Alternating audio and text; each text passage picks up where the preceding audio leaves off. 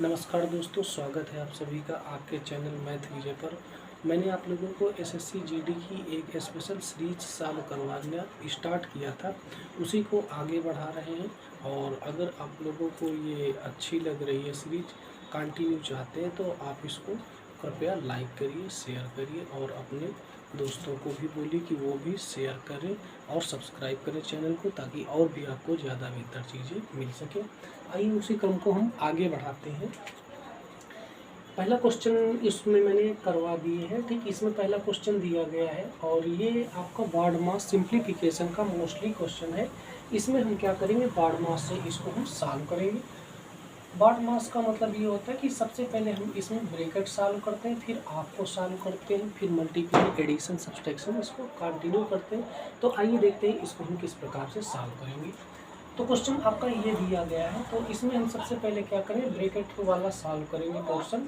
तो ये आपका दिया है 10 - 6 - 4 - 2 डिवाइड 1 - 2 ब्रैकेट क्लोज। अब इसमें हम क्या करेंगे, सबसे पहले इस ब्रैकेट को सॉल्व करेंगे और इसको सॉल्व करने के लिए ये आपका 1 डिवाइड में है, तो इसको हम सबसे पहले करेंगे। तो ये आपका इसके नीचे आ जाएगा, तो इसको हम ये लिख सकते हैं 2/1। और इसका मतलब क्या होगा कि ये आपका ऐसे हो जाएगा -2, और ये आपका कंटिन्यू ऐसे ही रहेगा 6 - 4 माइनस, और ये आपका ब्रैकेट 2 में 2 आपका चला गया, कितना बचेगा 0। 2 ये आपका 2 हो जाए, 2 में 2 गया 0, तो ये आपका 0 हो गया। इसका मतलब ये माइनस से खुलेगा और इसका कोई भी मतलब नहीं, तो ये आपका टोटल खत्म हो गया। अब यहाँ पर कितना बचता है 6 - 4। 6 - 4 आपका ये बचा, इसको पहले सॉल्व करेंगे और ये माइनस का साइन लगा दिए। अब ये ब्रैकेट वाले पोर्शन को हम सॉल्व करते हैं, तो कितना होगा 6 में 4 गया, आपका कितना बचा 2। तो ये मैंने 2 लिख दिया, और ये आपका 10 में से 2 आपके चले गए, कितने बचे 8। तो इसका राइट आंसर कितना हो जाएगा, 8 आपका राइट आंसर हो जाएगा। नेक्स्ट क्वेश्चन दिया गया है एचसीएफ और एलसीएम का क्वेश्चन है। आइए देखिए इसको हम किस प्रकार से सॉल्व करते हैं। ये कह रहा है 16 और 20 का एचसीएफ और एलसीएम का अनुपात क्या होगा।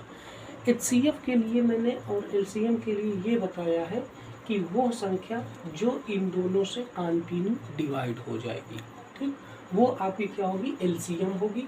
और एक ऐसी संख्या जो इन दोनों को डिवाइड कर देगी, वो क्या होगी, वो इसका एलसीएम हो जाएगी, ठीक।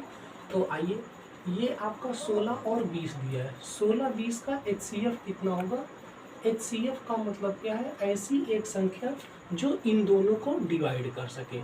तो ऐसी कौन सी संख्या जो इन दोनों को डिवाइड कर सकती है, तो 4 इसको भी डिवाइड कर देगी और 4 इसको भी डिवाइड कर देगी। तो इसका जो एचसीएफ हुआ वो एचसीएफ कितना हो जाएगा, 4 हो जाएगा। और अगर मैं एलसीएम की बात करूं तो एलसीएम इसका कितना हो जाएगा। एलसीएम वो संख्या होती है जो इन दोनों से कंटिन्यू डिवाइड हो जाए। तो इसमें एक ऐसी संख्या 16 पंचे 80 और 20 चौक 80, तो 80 इसका क्या हो जाएगा, एलसीएम हो जाएगा। एलसीएम 80 हो गया। अब ये कह रहा है कि इनका रेशियो, तो रेशियो का मतलब क्या है कि इसको मैं इस प्रकार से लिख दूँ कि ये मेरा इसका रेशियो आ जाएगा 4:80। अब इसको हम सिंप्लीफाई कर लेंगे, तो 4 1 जा 4 और 4 2 जा 8, 1:20। तो फर्स्ट नंबर इसका राइट आंसर हो जाएगा। नेक्स्ट क्वेश्चन दिया गया है, परसेंटेज का क्वेश्चन है। इसको इन्होंने बताया है कि जो ए और बी दो संख्याएं हैं और इसमें ए जो है वो बी से 20% कम है, तो आपको 2b - a/a का मान बताना है। अब इसको हम कैसे करेंगे, ये आपका क्या है, ए है और ये बी है। ए जो है वो क्या है, बी से 20% कम है। अगर बी आपका 100 है तो ए आपका कितना हो जाएगा, 100 में हम क्या करेंगे 20 कम कर देंगे, तो ये आपका कितना हो गया 80 और ये आपका 100 है, ठीक। 20 पंचे 100, 20 चौक 80, मतलब ए 4 है तो बी आपका 5 है। इतना समझ में आ गया। अब हम क्या करेंगे, इसमें ये वैल्यू पूछा 2b - a। अब यहाँ पर आप देखो b की पावर 1 है, a की पावर 1 है, नीचे भी a की पावर 1 है। तो हम क्या करेंगे, सीधा सीधा हम इन्हीं डिजिट को वहाँ पर पुट कर देंगे, तो इसका आंसर हम फाइंड आउट कर सकते हैं। मतलब 2b - a/a इसमें वैल्यू पुट कर दें, 2 इंटू बी कितना है 5 माइनस ए कितना है 4 बटे 4, 5 दूनी 10 माइनस 4 बटे 4, 10 में 4 गए कितने बचे 6, 6 बटे 4, 6 बटे 4 का मतलब क्या है, इसको मैं 2 से डिवाइड कर दूँ, 2 3 6, 2 दूना 4, 3 बटे 2 आपका राइट आंसर हो जाएगा। नेक्स्ट क्वेश्चन प्रॉफिट लॉस का है। इसमें कह रहा है कि रमेश ने 75 वस्तुएं 10,800 रुपये की खरीदी है तथा उनको 5 वस्तुओं के विक्रय मूल्य के बराबर हानि पर बेचता है, तो एक वस्तु का विक्रय मूल्य कितना होगा। ठीक, आइए इस क्वेश्चन को देखते हैं। इसने क्या किया, 75 वस्तुओं को 10,800 रुपये में खरीद लिया। अब ये चाहता है कि यहाँ पर मैं काम क्या करूँ कि इसको 5 वस्तुओं के विक्रय मूल्य के बराबर हानि पर बेच दिया। अगर उसने काम ये किया कि एक वस्तु को 1 रुपये में खरीदा है, तो वो 75 वस्तुओं को कितने में खरीदेगा, 75 में खरीदेगा। एक वस्तु को उसने कितने रुपए में खरीदा है, एक वस्तु को उसने 1 रुपये में खरीदा। ठीक, तो 75 वस्तुओं को कितने में खरीदेगा, 75 वस्तुओं को ये 75 रुपये में खरीदेगा। ठीक, इसके बाद में ये क्या करता है, 5 वस्तुओं की हानि के बराबर पर बेचता है। ठीक, तो इसने क्या किया कि जो बेचा है तो इसका विक्रय मूल्य कितने का होगा, विक्रय मूल्य इसका 80 का हो जाएगा, तभी तो इसको घाटा होगा। इसने खरीदा कितने का है, खरीदा इसने 80 रुपये का, कितने का खरीदा है, 80 रुपये का खरीदा है, और इसने बेचा कितने का है, 75 रुपये का बेचा है, तब जाकर के इसे हानि हो रही है। अब ये कह रहा नहीं, 75 वस्तुओं को तो उसने, ये आपका कौन सा प्राइस है, ये आपका कास्ट प्राइस है और ये आपका सेलिंग प्राइस है। ये कहता है कि 80 रुपये में खरीदा, लेकिन ये आपका कितने का है, 10,800 के बराबर है। ये आपको किसके इक्वल है, 10,800 के, ये 80 के नहीं बराबर है, ये आपके 10,800 के बराबर है। अब हम क्या करेंगे, इसको हम इक्वल करने के लिए क्या करेंगे कि इसमें हम देखेंगे ये इसका कितना गुना है। तो जब भी हमको इसका गुना फाइंड आउट करना होगा तो ये इसका कितना गुना है, इसको आप डिवाइड करेंगे तो ये आपको 135 टाइम्स मिलेगा। तो हम क्या करेंगे, ये जो आपका 75 है, ठीक, 75 भी आपका कितने गुना होगा, 135 गुना होगा। तो इसमें आपका राइट आंसर कितना हो जाएगा, 135। How I am looking, start. दूसरा क्वेश्चन दिया है, ये प्रॉफिट एंड लॉस का क्वेश्चन है। आइए देखते हैं। एक वस्तु का अंकित मूल्य उसके क्रय मूल्य से 60% अधिक अंकित किया गया और उस वस्तु को 20% के लाभ पर बेचा गया है, तो कह रहा छूट प्रतिशत कितनी होगी।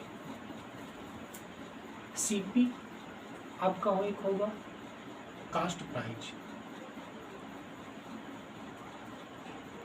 दूसरा एमपी होगा और तीसरा आपका सेलिंग प्राइस एसपी।